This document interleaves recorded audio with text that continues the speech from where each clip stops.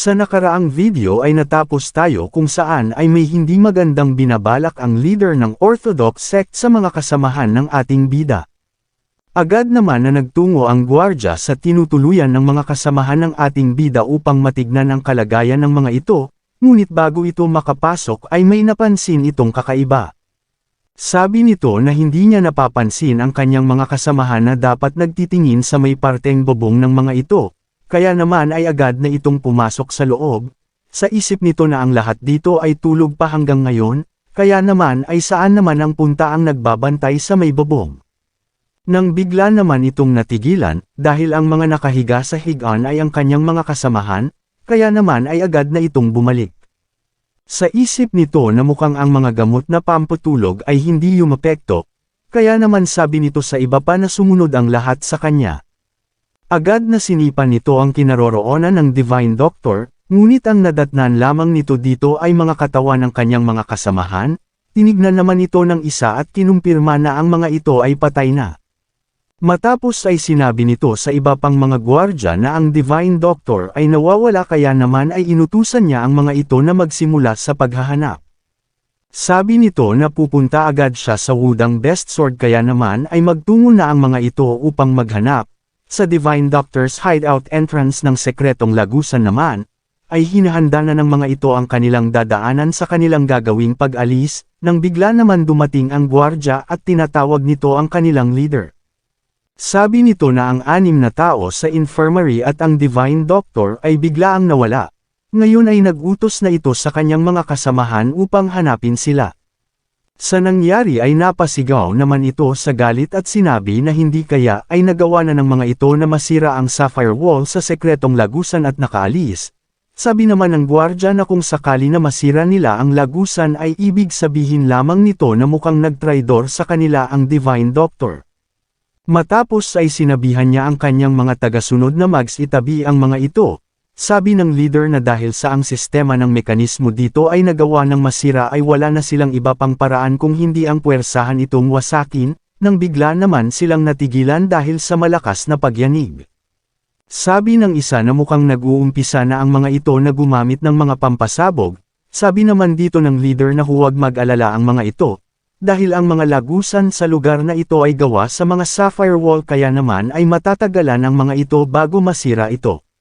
Sabi naman ng isa na ang kanilang mga kalaban ay paparating na, nagtataka naman dito ang leader at mukhang ang lugar na ito ay tuluyan ng napasok ng kanilang mga kalaban.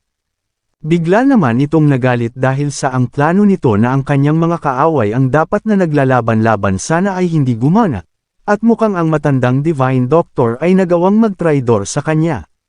Sa di kalayuan naman ay sa paglalakad ng mga ito, ay masayang-masaya naman si Heobong dahil sa naririnig nitong ingay, ay mukhang nagawa ng mapasok ng mga kalaban ng mga ito ang manor ng Divine Doctor, sabi naman dito ng 4th Council Elder na maganda ang mga nangyayari ngayon. Inaasar naman ng Divine Doctor si Becky dahil papaano nitong matatawag ang kanyang sarili na isang lalaki kung ganito lamang siya kaina. Sa nangyayari ay naiinis naman dito si Becky, at sa isip nito na halos mamatay na siya dahil sa masyado itong malaki. At bigla nitong naalala ang nangyari bago sila umalis dahil sa personal siyang pinili ng doktor upang magbitbit sa kanya, dahil tingin nito na hindi naman niya hahayaan na maglakad lamang ang isang matandang kagaya niya. Sabi naman dito ng Council Elder yon na wala na silang oras pa kaya naman ay huwag nang mag-usap-usap pa ang mga ito. Nang bigla naman itong napahinto, dahil sa kanilang harapan ay nakasarado ang daan palabas. Kaya naman sinabi ng Divine Doctor na isa lamang itong bato na nakaharang at ang tangi lamang nitong gagawin ay ang itulak ito. Matapos ay agad naman na sinunod ito ng Council Elder yon, at hindi din nagtagal ay matagumpay niya itong naitulak palabas. Ngunit natigilan naman ito matapos niyang may tulak ang bato, dahil sa ibaba nito ay nadatnan nila ang ibang mga mandirigma na umatake sa manor. Sabi dito ng 4th Council Elder na mukhang mahigit sa 20 tao ang nandito, kaya naman nagdesisyon ang Council Elder yon na siya ang mangguna kaya naman ay ang lahat ay sumunod sa kanyang likuran. Matapos ay agad na sumugod dito ang Council Elder yon, at isa-isang pinaslang ang mga nakaharang sa kanyang harapan. Nang bigla naman itong napahinto dahil sa may napansin itong isang mandirigma na nais siyang patulugin gamit ang isang poison dart. Ngunit nang inatake niya ito, ay bigla naman siyang iniligtas ng kanyang kasamahan. Sa nangyari ay hindi naman natuwa ang Council Elder yon, nang bigla naman itong napalingon, dahil sa mayroong isang atake ang paparating sa kanya, agad naman niya itong nadepensahan. Matapos ay nakaramdam naman ito ng isang pamilyar na aura sa paligid. Sabi ng matandang nagpapanggap na may-ari ng inn na kagaya nga ng kanyang inaasahan, dahil hindi nito inisip na mayroon lamang isang lagusan sa lugar na ito. Nagtanong naman ito kung ang bitbit ba nila ay ang Divine Doctor, at sinong mag-aakala na ang Divine Doctor pala ay isang matandang babae, bigla namang nakaramdam dito si Moonju ng matinding galit sa matanda. Nagpadala naman ng sound telepathy ang 4th Council Elder kay Council Elder yon na nasa matinding panganib sila, dahil ang matandang ito ay may hindi nito alam na tinatanging level ng martial arts at ang isang ito ay isang malakas na kalaban. At ang enerhiya ng isa na nasa likod nito ay hindi rin pangkaraniwan, at mukhang ang isang ito ay isang adept Grandmaster din. Agad naman na nilabas ng matanda ang sandata nito senyales na handa na ito sa magaganap na labanan. Sabi nito sa kanyang 2nd Brigade Leader na kakalabanin niya ang dalawang malakas sa mga ito, kaya naman ay siya na ang bahala na maglinis sa iba at dalhin ang Divine Doctor sa kanya, agad naman na sumangayon ito sa inuutos sa kanya. Kaya naman ay sinabi nito sa dalawang Council Elder na ngayon ay magsimula na sila, at mabilis itong sumugod sa direksyon ng Council Elder yon. Matapos na magawang makipagsabayan ng ilang mga pag-atake ng Council Elder yon sa matanda, ay nagutos ito na ang lahat ay protektahan ng Divine Doctor kahit anuman ang mangyari, na mabilis namang sinunod ng mga ito. Nagpadala naman ito ng sound telepathy sa 4th Council Elder at sinabi na siya ang kalaban ng matandang ito. Kaya naman ay siya na ang bahala sa isa na hindi nakasuot ng human skin mask. Ngunit nang papaalis na ito ay agad naman na nagtungo ang matanda sa kanyang harapan, at tinatanong kung tingin nito ay saan siya pupunta, dahil silang dalawa ang kanyang mga magiging biktima. Mabilis naman na nakapunta ang 2nd Brigade Leader ng matanda sa harapan ni Moonju, kaya naman ay agad niya itong inatake upang unang paslangin. Ngunit nabigla naman ito nang bigla na lang na nabasag ang kanyang espada, at nagawang mapa-atras sa malayo. Nagtataka naman ito dahil ang isang ito ay ang Chi Controlling Sword, nang matagumpay nitong masira ang atake sa kanya, ay nagtataka naman ito kung saan nanggaling ang isang iyon. Ngunit bigla namang nakaramdam ang mga ito ng isang malakas na pagyanig, kaya naman ay biglang napatingin ito sa malaking pader ng bato, ngunit hindi ito dahil dito. Dahil ito ay dahil sa mga espadang nakatusok dito, nagtataka naman ang hukbo ng mga ito dahil sa kanilang nakikita. Dahil ang mga espada na nakatusok ay sabay-sabay na kinokontrol ng kung sino, matapos ay huminto ito sa kanilang mga uluhan at naghahahantay lamang na bitawan patungo sa kanila. Napapatanong naman ang matanda kung sino naman kaya ang may gawa nito. Nagulat naman sila Heobong dito. Pati na din si Moonju ay hindi din makapaniwala sa kanilang nakikita, dahil ang kanyang minamahal na si Lord Xianyuwon ay buhay pa. Kung umabot ka na sa parte ng video na ito ay maari lamang na i-click ang like at super thanks sa baba bilang pagsuporta. Maraming salamat. Bago maganap ito, sa malalim na bangin, ay sabi ng ating bida na mukhang sa parte na ito ay madali na ang umakyat dahil sa nalampasan na nito ang parte kung saan ay malakas ang ihip ng hangin. Nang bigla naman itong natigilan, sabi nito na madami siyang nararamdamang presensya sa itaas, at ang enerhiya na ito ay pamilyar sa kanya, nang makita naman nito si Moonju. Kaya naman sabi nito na mahuhuli siya kung aakyat ito sa ganitong paraan, kaya naman ay nilagyan nito ng chi ang kanyang espada at sumakay ang ating bida dito. Namamangha naman ito dahil gumana ang kanyang naiisip, sa kasalukuyan naman, ay namamangha si Moonju sa kanyang nakikita sa ating bida. Kaya naman dahil sa pagtataka ay napapikit si Moonju, at matapos ay muling damilat upang kumpirmahin na si Yuwon nga ito. At sa isip nito na totoo nga na ito ang kanilang Lord Xianyuwon, kaya naman ay bigla itong naiyak sa tuwa dahil sa pag-akala nila na patay na ito. Namamangha naman si Council Elder yon dahil sa nararamdaman niyang malakas na kapangyarihan sa ating bida at mukhang naabot na nito ang Supreme Master Prowess. Maging ang 4th Council Elder ay hindi din makapaniwala, dahil sa loob lamang ng isang gabi ay nagbalik ito ng ibang-iba na, at mukhang ito ang rason kung bakit siya ang napili ng Demon God. Nagtataka naman ang matanda at napapatanong kung ito ba ang taong nahulog sa bangin kamakailan, dahil dapat ay namatay na ito sa nangyaring pagsabog, at ang isang ito ay nagawang makaligtas at napaka-imposible nitong mangyari. Ang nararamdaman nito ngayon ay kakaiba, hindi lamang ito basta sinuwerte lamang dahil ang isang ito ay naging mas malakas pa kumpara sa dati nitong pagkakakita sa kanya. Noong huling nakita niya ito ay isa lamang itong Proficient Grandmaster, ngunit ngayon ay hindi mapagkakaila na isa na itong Supreme Master. Hindi kaya ay may natuklasan ito sa ilalim ng bangin na nakatago lamang, ngunit ang bagay na iyon ay sigurado siya na tinatago ng Divine Doctor. Napatingin naman ito sa kanyang mga kasamahan na takot na takot. Kaya naman sinabi nito na mukhang nasa masamang sitwasyon sila ngayon, kaya naman ay binati niya ang ating bida sa pagkamit nito sa pagiging Supreme Master at dahil sa nagawa nitong makaligtas sa malalim na bangin habang ito ay nasusunog ng buhay. Matapos ay sinabi nito na bakit hindi na nito ihinto ang kanyang pagpapakita ng lakas at lumapit sa kanya upang mas makilala pa nila ang isa't isa, dahil alam naman nito na napaka-imposible na magawa nitong makontrol ang ganito kadaming mga espada. Sa isip nito na hindi siya magagawang maloko ng isang ito dahil lamang sa pagpapasikat nito sa harap ng isa din na Supreme Master.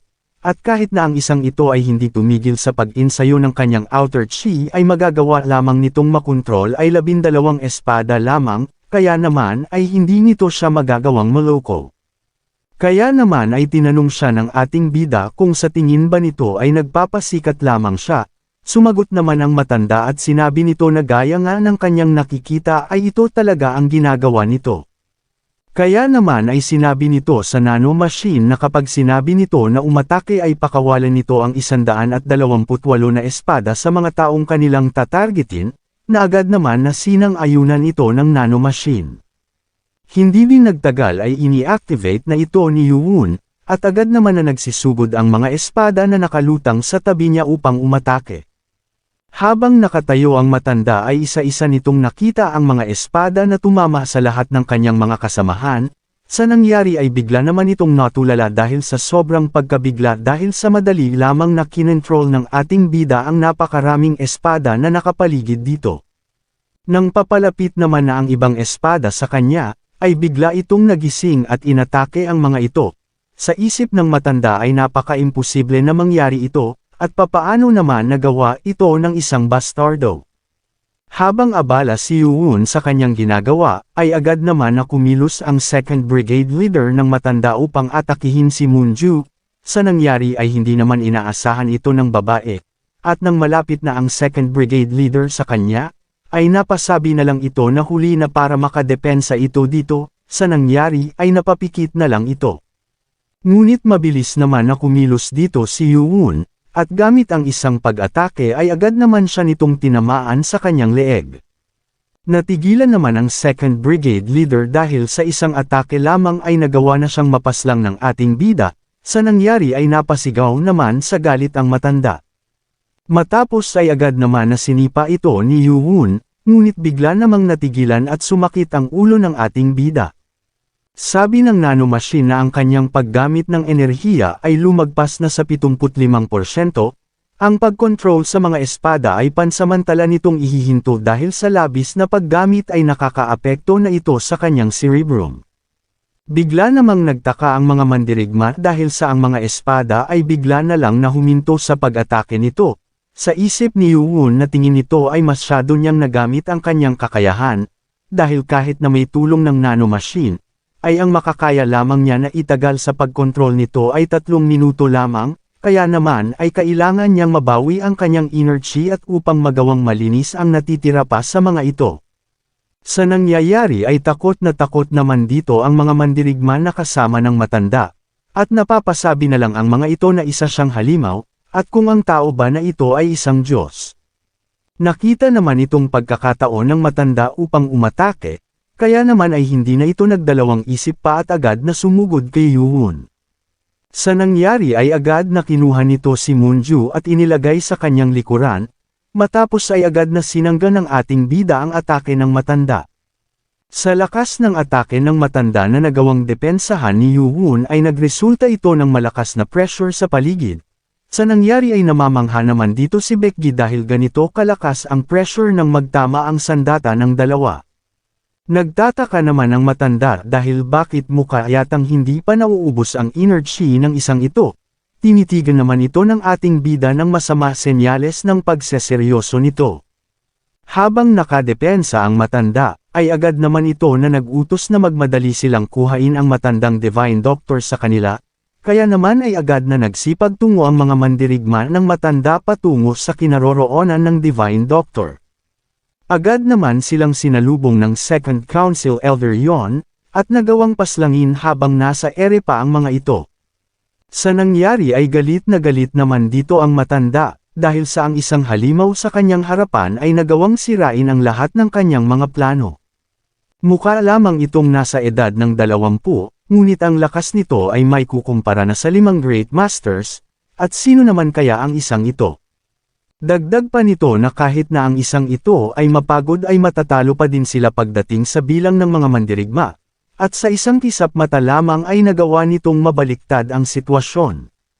Kaya naman sabi nito na ililigpit na niya ang isang ito habang wala pa itong sapat na inner chi, at wala na siyang magagawa pa, ayaw sana nitong atakihin ang ating bida gamit ang kanyang best killing moves upang magawang makayanan ang lakas nito at nang makatakas palayo. Matapos ay agad nitong ibinagsak ang sandata ni Yuwon sa lupa, nang matapos ay agad naman itong kumuha ng distansya sa ating bida. Agad naman na naghanda ito ng kanyang best killing move upang ipang-atake kay Yuwon. Matapos na maghanda ay sinabi nito sa ating bida na tanggapin niya ang isang ito, at agad na din na isinugod nito kay Yuwon. Sa pagkakakita naman nito ng ating bida ay agad din itong naghanda, matapos ay agad naman na nagtama ang atake ng dalawang malakas na nilalang. Sinundan pa ito ni Yuwon ng sunod-sunod pa na pag-atake, na nagawa naman na may lega ng matanda. Matapos ay agad na nag-iba ito ng direksyon paitaas, sa nangyari ay nakita nito ang kahinaan ng ating bida. Kaya naman sabi nito na ngayon na ang tamang pagkakataon upang umatake, ngunit bigla naman na nasalag ito ng ating bida. Matapos ay sinabihan ito ni Yuwon, na ang isang matandang kagaya nito ay nagmula din sa 6 Martial Blade School. Nagulat naman ang matanda sa narinig nito. Sa isip niya ay nagtataka siya kung bakit kilala nito ang martial arts ng kanyang school, at kailangan niyang makatakas ngayon dito sa lalong madaling panahon. Matapos ay agad naman itong nagbigay ng sunod-sunod na atake sa ating bida, ngunit sa nangyari ay madali lamang na naiiwasan ito ni Yuwon. Nabigla naman ang matanda dahil sa kilala niya ang movement technique na ito, at ito ang teknik na nakita niya noong nakaraang buwan sa Zhejiang Province. Kaya naman ay nagtanong ito sa ating bida na kung ito ba ang taong nakamaskara na nagmula sa demonic cult na kanyang nakaharap. Nagtaka naman dito ang ating bida sa tinatanong nito sa kanya. Nang bigla naman itong may naalala, sabi ng Grand Guardian sa kanya na nakipaglaban ito sa isang sword user na gumagamit ng Blade God's martial arts sa Zhejiang. Sa isip naman ng matanda na kung ito ang nakaharap niya dati ay kailangan na niya itong ligpitan kahit pabuhay niya ang maging kapalit, dahil ang lahat ay patungkol sa kanilang school. Kaya naman ay bigla itong sumugod kay Yuwon, matapos ay nagpakawala ito ng malakas na atake na nagawang mapalibutan ang ating bida. Masayang-masaya ito sa nangyayari, dahil sa kung nagawa nitong makaligtas sa atake niya noong nakaraang nagkaharap sila, ay hindi na nito magagawa pa ulit ngayon. Nang bigla namang winasak ng ating bida ang pinakawalan niyang malakas na pag-atake gamit lamang ang isang malakas na paghiwa dito, sa nangyari ay natigilan naman ang matanda at napapasabi na imposible ito. Mabilis naman na nagtungo ang ating bida sa harap ng matanda, matapos ay agad niya itong inatake para sana tapusin na ang kanilang laban, ngunit mabilis naman na nakadepensa dito ang matanda. Matapos ay nagpatuloy pa ang ating bida na atakihin ito. Sa nangyari ay nakaramdam naman ito ng matinding takot habang dumidepensa. Maya-maya pa lamang ay natigilan ito dahil sa nangyayari sa kanyang espada, at hindi din nagtagal ay bigla na lang na nabasag ito. Dahil dito, ay mabilis na binigyan ito ni Yuwon ng mabilis at malakas na atake. Sa lakas ay biglang sumabog ang buong paligid, dahil dito ay nabahala naman para sa Lord sila Haobong at Moonju. Ngunit nang mawala ang usok dahil sa lakas ng atake na ginawa ng ating bida, ay nakita nila ang matanda na duguan. Matapos ay napapatanong naman ang matanda dahil papaanong ang isang ito ay alam din gamitin ang Blade God's Blade Technique, at hindi din nagtagal ay bigla na lang itong bumagsak sa lupa. Sabi ng ating bida na nagawa niyang kontrolin ang kanyang lakas upang hindi niya ito mapaslang, dahil mayroon pa itong mga katanungan, kaya naman ay hindi niya pa ito hahayaan na mamatay agad. Matapos ay agad naman na yumuko ng pagkalakas-lakas ang 4th Council Elder at sinasabi nito na kailangan siyang maparusahan dahil sa nangyari sa kanilang Lord Xian Yuwon.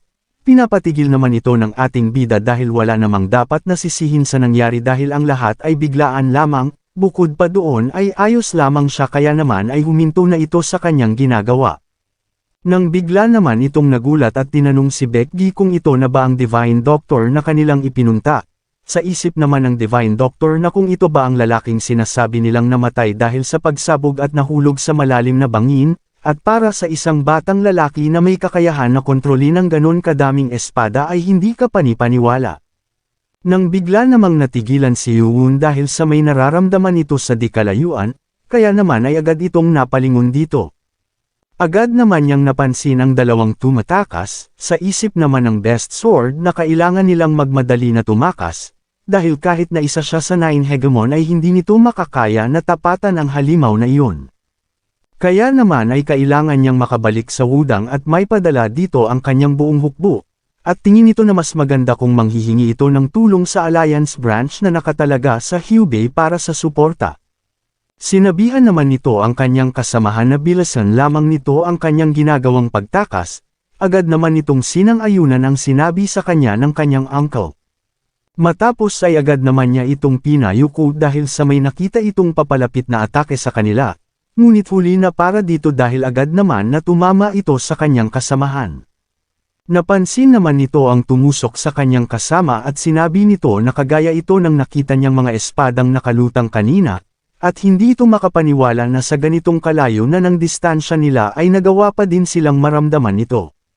Kaya naman ay napapatanong na siya kung ang lahat ba ng mga Supreme Master ay kasing halimaw nito, ngunit naisip nito na wala na siyang oras pa para sa pag-iisip dahil kailangan niyang makapagpatawag ng kanyang mga kakampi para samahan siya. Matapos ay may kinuha ito sa kanyang kasamahan na napaslang, sabi nito na ito ang libro ng Divine Doctor, kaya naman ay agad na itong umalis, sabi nito na kailangan niyang makatakas anuman ang mangyari, at babalik siya dito kasama ng kanyang mga kakampi. Matapos na mapatamaan ni Yuwon ang isa nitong kasama, ay bigla naman itong bumagsak na agad naman na nalalayan ng 4th Council Elder. Sabi nito na nagamit na niya ang kanyang buong inner chi kaya naman ay hindi na nito magawa pa ang makagalaw, kaya naman ay inutusan nito ang Council Elder yon para habulin ang isang nakatakas na ito, na agad naman na sinunod ng Council Elder. Matapos ay mabilis na umalis na ito sa kinaroroonan nila upang magawang maabyutin ang papatakas na wudang Best Sword, di nagtagal ay nakita naman agad nito ang isang kasama nito na nagawang mapaslang ng ating bida. Namamangha naman ito dahil sa eksaktong pagtama ng atake nito, at ang chi sense ng Heavenly Demon ay mukhang mas lumakas pa at lumawak, nang may napansin naman itong mga bakas ng isa pang tao sa lupa. Napasabi na lang ito na kailangan niyang mahabol ang isang ito, dahil pag nagkataon ay maaring maging mapanganib ang kanilang pagbalik sa demonic cult. Sa lugar naman nila Yuwon ay matagumpay na nailigpit ng mga kasamahan nito ang mga bangkay na nagkalat sa paligid. Matapos ay sinabihan ni Becky si Haobong na burahin nito ang kahit na anong bakas sa paligid, na sinang-ayunan naman nito. Napatanong naman dito si Haobong kung bakit kaya sila inutusan ni Yuwon na sunugin ang mga katawan na ito dahil madami pang mga bangkay sa loob ng manor ng Divine Doctor. Matapos na masunog ay sinagot siya ni Becky na nais ni Yuwon na palabisan na ang insidenteng ito ay isang labanan sa pagitan ng mga wudang sect at ng mga taong nakamaskara. Sa Divine Doctor's Manor naman, ay naiinis ang Divine Doctor dahil sa hindi nito mahanap ang kanyang libro. Sabi nito na sigurado siya na naitabi niya ito sa kanyang katawan, ngunit saan naman niya ito nawala. Nang bigla naman pumasok dito si Yoo-won at hinahanap ito, sabi ng ating bida na alam nito na abala siya sa kanyang ginagawa ngunit may nais sana siyang itanong dito. Tinanong naman siya nito kung tungkol ba ito sa mga gamot, na sinang-ayunan naman ni Yoo-won. Sabi ni Yoo-won na kailangan niya ang mga nakasulat sa papel na ito. Nang tignan ito ng doktor ay sinabi nito na ang mga nakasulat ay hindi naman mahirap hanapin, nang bigla naman itong nagulat sa kanyang nakita. Kaya naman ay tinanong siya ng ating bida kung mayroon siya ng bagay na ito. Sumagot naman ng doktor na mayroon ngunit kakaunti lamang, sa nangyari ay napatingin na lang dito si Yoo-won. Sa kabilang kwarto naman sa loob ng manor ng Divine Doctor, ay pinagmamasdan nila Moonju ang naiwan na maskara ng matanda. Sabi ng mga ito na akala nila ay matandang lalaki ito dahil sa pamamaraan nito ng pagsasalita ay tamang-tama ito sa kanyang pagiging matanda, ngunit ang isang ito ay napakabata. Nang bigla naman itong gumalaw, kaya naman sa gulat ay agad na naghanda dito sila Moonju.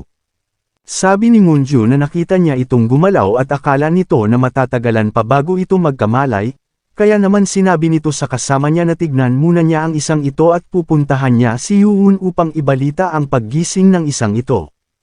Nagtataka naman ang nagpanggap na matanda kung bakit buhay pa siya sa oras na ito, at base sa kanyang nakikita ay pinagaling siya ng mga ito dahil may kailangan silang malaman sa kanya, at ito ay ang pag-alam ng mga impormasyon. Mukha yatang hindi nag-iisip ang mga ito, dahil hindi naman siya ganon kadali na mapaamin. Ngunit natigilan naman ito sa kanyang nakita, dahil nagawang maharangan ng mga ito ang kanyang chi upang hindi niya ito mapasabog. Hindi rin nagtagal ay agad na nakarating dito ang ating bida matapos maupo ay agad na sinampal ito ni Yoo-won upang matauhan. Nagtanong naman agad ang bihag kung paanong ang tao-tauhan lamang ng demonic cult ay alam ang Blade God's Blade Technique.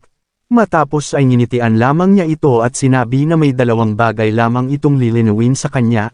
Ang una ay hindi siya tao-tauhan ng demonic cult, agad namang nagsalita ito na hindi siya naniniwala sa ating bida, kaya naman ay agad na tinakpan ang bibig nito ng ating bida, at inulit ang kanyang sinabi na lilinawin niya ang mga bagay sa kanya. Sabi ni Yoo-won na hindi siya isang tauhan ng demonic cult, kung hindi ay ang Heavenly Demon at tagapag-utos ng Heavenly Demonic Cult. Kaya naman ay biglang nagulat ito dahil ang nasa harapan niya ay ang mismong Lord ng Heavenly Demonic Cult. Dagdag pa ng ating bida na ang pangalawa, ay wala itong kahit na anong karapatan upang magtanong. Nang bigla naman na nagpalabas ng electric shock sa kamay nito si Yoo-won at nagawang mapasigaw na lang ng malakas ang bihag dahil sa matinding sakit. Habang sumisigaw ay napapasabi na lang ito na paslangin na lang siya ng ating bida. Nang bigla naman nitong binigyan ng matinding electric shock ang parteng dantian nito, sa nangyari ay pakiramdam ng bihag na para itong nagkapira-piraso sa ginagawa ni Yoo-won. Di rin nagtagal ay natapos na ang ating bida sa kanyang ginagawang pagpapahirap dito, nang bigla niya itong sinampal. Sa isip naman ng bihag na hindi na nito maramdaman ang kanya chi, kaya naman ay bigla itong napahinto. Matapos ay napalingon ito sa ating bida dahil sa ginagawa nito, kaya naman ay nagtanong ang bihag kung nais ba nitong magsagawa ng isang ilusyon, na sinang-ayunan naman ni Yoo-won. Sa isip nito na ayon sa kanyang narinig ay isa sa master na may kakayahan sa paggawa ng ilusyon ay nagpunta sa demonic cult, at mukhang nahuli na nila ito at napaslang, ngunit, bigla naman itong napatawa, sa nangyari ay nagtataka naman dito ang ating bida. Matapos ay sinabi nito na nangangamba siya dahil sa malahalimaw nitong mga teknik ngunit ang mga ito ay wala lamang, at hindi ito makapaniwala na ang kagaya lamang nito ay ang leader ng demonic cult, at tingin ba nito na ang kanilang sect ay hindi pinaghandaan ang bagay na ito, nang bigla naman siyang sinakal ng ating bida. Matapos ay sinabihan siya nito na kung hindi din ba niya naiisip, na kung hindi din naisip ng ating bida ang bagay din na ito, at agad na inilabas ang jade jar na kanyang gagamitin upang mapaamin ang bihag. Kung umabot ka na sa parte ng video na ito ay maari lamang na i-click ang like at super thanks sa baba bilang pagsuporta. Maraming salamat. Matapos ay agad naman siya nitong pinainom ng gamot mula sa jade jar ng ating bida. hindi rin nagtagal ay natapos na ito sa kanyang pagpapainom ng gamot sa bihag. Tinuwanan naman ito si Yuhun at sinabi na wala itong epekto sa kanila at nagsasayang lamang ito ng kanyang oras, dahil kahit pa alam nito gamitin ang gamot na iyon ay mayroon naman silang pang-unfair dito. Nang bigla naman itong nakaramdam ng pagkahilo habang tinitignan ang ating bida, kaya naman ay nagtanong ito kung anong ginawa nila sa gamot at bakit niya nararamdaman ito. Ang Ritalin, isa itong uri ng psychotropic drug na mayroon ding sangkap na methylphenidate bilang pangunahing sangkap na umiikot sa central nervous system. Ito ay palagi ang ginagamit sa mga gawaing medikal, at madalas din itong gamitin bilang truth serum sa military. Sa tulong ng nanomachine, ang ating bida ay nagawang mas epektibo ito sa paamagitan ng pagsasama ng kaalaman sa medisina ng hinaharap. Tinanong ulit ito ni Yuhun kung ano ang sinasabi nito sa pang-unfair nila sa gamot, dahil mukha yatang hindi umapekto ang sinasabi nito kanina lamang. Hindi naman ito makapaniwala sa nangyayari, dahil habang tumatagal ay ibigay ang kanyang katawan na parang nais na magsalita ng kung ano, at hindi ito maganda para sa kanilang six-blade martial school. Nang bigla naman na pumalakpak dito ang ating bida, sabi ng ating bida na sa tingin ba ng mga ito na hindi din niya magagawa ang ginawa ng mga ito kamakailan sa banquet hall ng demonic cult kasama ng mga martial artist alliance. Bigla naman itong nag-alala sa nakikita niya dahil alam na nito kung saan ito patungo, at pumalakpak ulit ang ating bida, sabi ni Yuhun na kailangan nitong sagutin ang kanyang mga katanungan sa tuwing papatunugan nito ang kanyang kamay. Sabi ng ating bida na sisimulan niya ito sa pagtatanong sa kanyang pangalan, matapos na mapatunog nito ang kanyang kamay, ay sinabi ng bihag na siya ay isa sa 6 na leader ng Six-Blade Martial School, Master of Blade Sword, Libek. Matapos ay nagtanong ulit ang ating bida na kung bakit nila tina-target ang Divine Doctor. Sumagot naman ito na ang Divine Doctor ay mayroong hawak-hawak na naiwan ng taong iyon.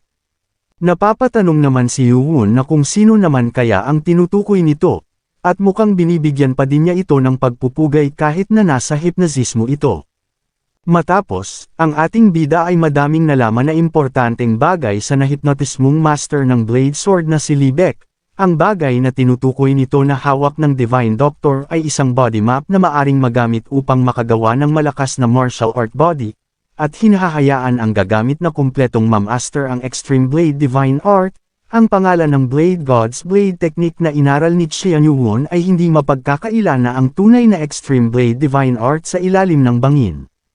Dagdag pa ng bihag na ang Extreme Blade Divine Art ay hindi basta-basta lamang na natututunan sa ordinaryong pamamaraan. Sa pamamagitan ng Grand Art, ang parte ng katawan na hindi nagagawang maipagsanay ay maitutulak ito sa kanyang lagpas na limitasyon. Sabi dito ni Yuhun na nakakapagtaka dahil bakit gusto ng mga ito na makuha ang ganitong mga bagay, at sa papaanong paraan naman ng mga ito nalaman na ito ay hawak-hawak ng Divine Doctor. Sabi nito na nalaman nila dahil sa pamamagitan ng espiya na inilagay nila sa Murem Secret Organization, ang Blue Sky Union. At sa plano nila, ay sinabi ng mga ito kung papaano nila magagamit ang Grand Art ng Divine Doctor, upang makapagsanay ng mga martial artist na magagawang makalagpas sa limitasyon ng tao. Alam nila na ang tinutukoy ng mga ito ay ang patungkol sa extreme martial art body. Kaya naman sinabi ni Yuhun na ito ba ang dahilan kung bakit nais nilang targetin ang Divine Doctor, dahil sa nasagot na ang kanyang mga katanungan ay magtutungo naman sila patungkol sa Six-Blade Martial School.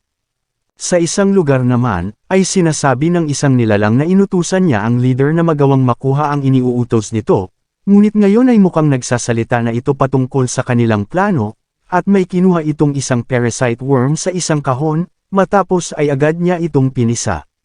Sabi nito na hindi niya kilala kung sino ang nagtatanong sa isa sa kanyang alagad, ngunit mukhang nakagawa ito ng malaking pagkakamali. Dahil kung inaakala nito na may makukuha siya sa pagtatanong sa hanggal na iyon ay nagkakamali ito. Matapos ay nagtanong si Yuhun na kung binabanggit ba nito kanina na ang taong iyon ay ang Blade God, agad naman na sumang-ayon ito sa tanong ng ating bida. Nagtanong pa ulit si Yuhun na base sa kanilang pangalan, ay ang kanilang puwersa ba ay nahahati sa 6 na schools, nang bigla naman na hindi ito sumagot. Sa nangyari ay nagtaka bigla dito ang ating bida. Sabi nito na ang kondisyon nito ay biglaang mabilis na nawawala, at napaka-imposible na mangyari ito dahil sa wala na ang inner chi nito, ngunit mukhang masyadong malakas ang mental power nito. Nang bigla naman itong natigilan, sabi ng bihag na sinabi na niya kanina ito sa ating bida, na wala siyang makukuhang impormasyon sa kanya, dahil nang umpisa siyang nagsalita sa kanya ng mga bagay na sekreto, ang parasite worm na nakalagay sa loob ng kanyang ulo ay automatic na nakaprogram upang magpadala ng isang signal. Nang bigla naman na hinawakan ni Yuhu ng ulo nito, sa nangyari ay nagtataka naman ang bihag na kung bakit mayroong nagliliwanag sa mga kamay nito. Matapos ay inutusan nito ang nanomachine na i-activate ang augmented reality sa kanyang mata. Matapos ay sinabi nito na ipakita ng nanomachine sa kanya ang lugar kung nasaan nakalagay ang parasitic worm, kaya naman agad na sinunod ito ng nanomachine gamit ang magnetic resonance imaging o MRI. Matapos ay sinabi ng nanomachine na ang ginawang pag-scan ay natapos na, kumpirmado na ang dahilan sa paglaki ng ulo nito ay dahil sa parasitic worm na nakalagay sa utak nito. Masaya naman nitong sinasabihan ang ating bida, na sa huli ay wala ding mapapala ang mga ito sa kanya. Nang bigla naman na nagpalabas ng electric shock si Yuhun sa kamay nito na nakahawak sa ulo ng bihag, agad naman na natapos na gawin ito ni Yuhun. Matapos ay sinabi ng nanomachine na gamit ang electric shock ay nagawa nitong mapahinto ang paggalaw ng parasitic worm sa kanyang utak. Kaya naman ay sa isip nito na kailangan niyang maialis ang parasitic worm sa utak nito, kaya naman ay hiningi nito ang tulong ng nanomachine upang protektahan ang utak nito. Sa labas naman ay nagmamadaling tinawag ng Divine Doctor ang mga kasamahan ni Yuhun. Nagtanong naman ang 4th Council Elder na kung anong nangyayari sa kanya at kung nagawa na ba nitong makita ang hinahanap nito. Sumagot naman dito ang Divine Doctor at sinabi na hindi nito makita ang bagay na iyon sa medical hall. Kaya naman ay nagtanong ito kung may nakita ba silang kahit na anong libro na may mga papel na nakaipit dito. Nagkatinginan naman ang mga ito dahil sa wala naman silang nakitang kahit na anong libro sa paligid. Sa nangyari ay naiinis naman ang Divine Doctor dahil sa hindi nito matindaan kung saan niya posibleng nailagay ito, nang bigla namang may naramdaman ang mga ito na kakaiba. Sabi ng 4th Council Elder na mukhang may hindi sila imbitadong bisita ang biglaang dumating, kaya naman ay sinabihan nito ang Divine Doctor na manatili lamang ito sa kanyang kinaroroonan at huwag gagawa ng kahit na ano.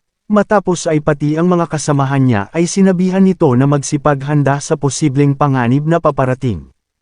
Nang bigla naman itong napahinto, dahil ang nakita niya ay ang Council Elder yon. Nagulat naman ito sa nakita sa kanyang likuran, dahil hindi ba ito ay ang Wudang's best sword, at papaano niyang nagawa ito. Masaya naman itong napapaisip na ang Council Elder yon ay talagang nakakabilib. Dahil kung iisipin ay nagawa nitong matalo ang isa sa siyam na mga hegemon. Namamangha naman dito ang Divine Doctor, dahil nagawa nitong maputol ang mga paa at kamay ng isang ito, at ang mga taong ito ay talagang mga walang awa, at base sa kanyang nakikita ay ang mga ito ay totoong hindi kabilang sa Orthodox sect. Matapos ay agad na binati ng 4th Council Elder si Council Elder yon. Sabi nito na hindi siya makapaniwala na nagawa nitong talunin ang Wudang's best sword at nakakamangha ang isang Council Elder yon, nang bigla namang may naganap na malakas na pagsabog sa kinaroroonan ng kanilang Lord Xian Yuhun. Sa nangyari ay nagtataka ang dalawang Council Elder dahil sa hindi inaasahang pagsabog, maging sila Heobong at Bekgi ay nagulat din dahil ang lugar ng pagsabog ay ang lugar kung saan nagaganap ang pagtatanong ng ating bida sa kanilang nahuling nagpapanggap na may-ari ng inat na gawang mabihag, kaya naman ay agad na nagtungo ang mga ito sa kinaroroonan ng bihag at ng kanilang Lord Xian Yuhun.